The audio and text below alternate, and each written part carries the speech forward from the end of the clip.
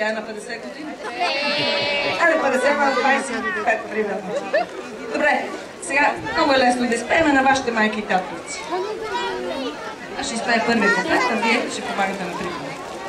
Бели квадрати, зелени черти, улици малки, човешки съдби, жълти поляни, лилави гори, днешни прояви, сладки лъжи. Ей, опа-па-па-па-па-па-па-пала, пала, опа-па-па-па-па-па-пала, пала, опа-па-па-па-па-па-пала, пала, дана-дана-дана-дана-дам-дам.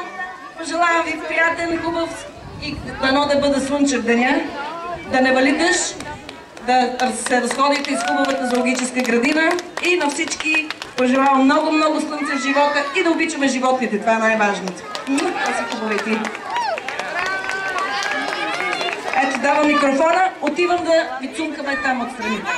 Айде, там отстрани, автографи, който иска от Милена, Миленче там.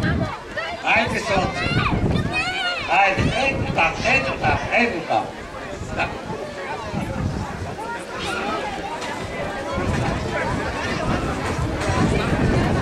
Уважаеми гости, скъпи приятели, нашата програма продължава. Сега, следващата изненада. Група Тролите. Айде, момчета, заповядайте.